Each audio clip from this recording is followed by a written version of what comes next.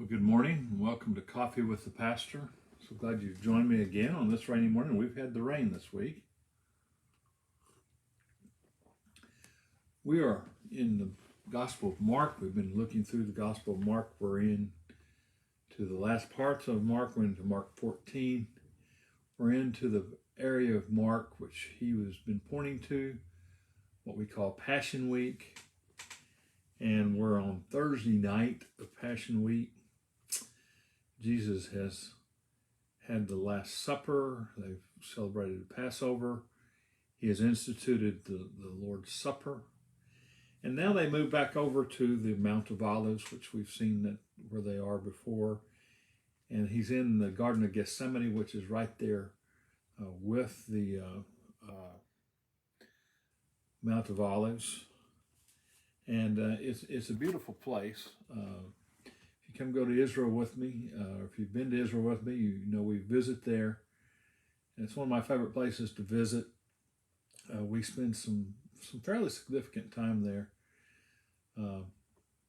One of my favorite times that we went, I think the first time I took church group here, they let you in and they let just groups go in themselves. And our group got to go in and they locked us in. And then they forgot about us. So we got an extra long time there walking the grounds where Jesus prayed this time. And it was a very significant time. One of the things that they have is they have olive trees there that they think may have been there at the time of Jesus.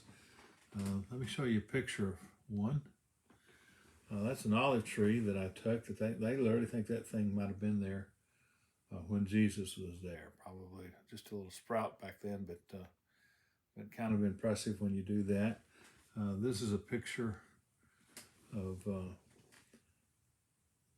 Anne and my daughter Tori and myself. We were around there in the Garden of Gethsemane, and we were having a prayer time around one of the trees and all. But it's a neat place to visit and just very holy place, and it's hard to describe. And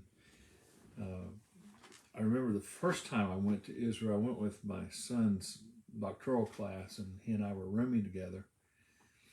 And at night, those kids were ready to go, so we went out walking one night, and they were wanting to go on, and we'd gotten tired. I was with some older ones, and so us older ones went down to the western wall, which is still a pretty good hike from our hotel.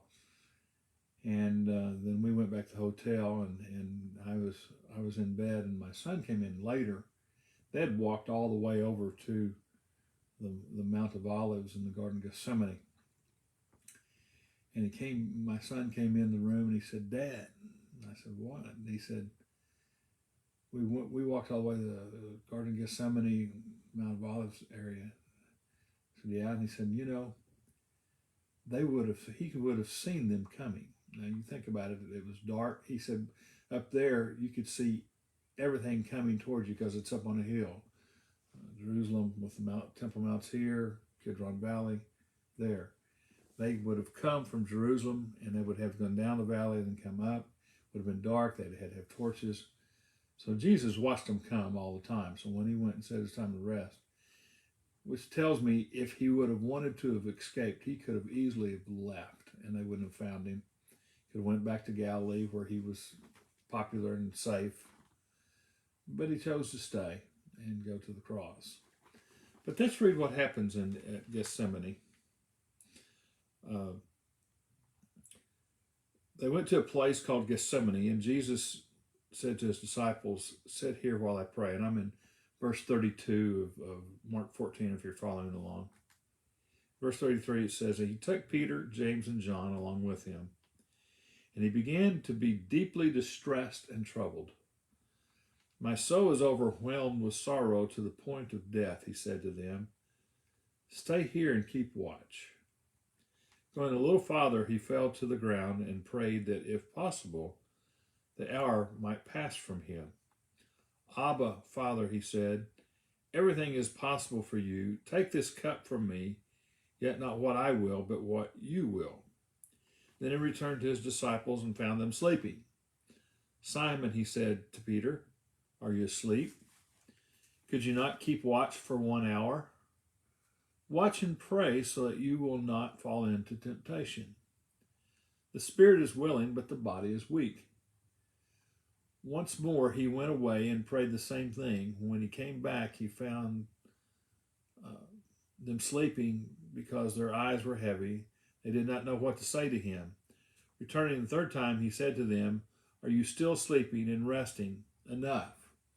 The hour has come. Look, the Son of Man is betrayed into the hands of sinners. Rise, let us go. Here comes my betrayer.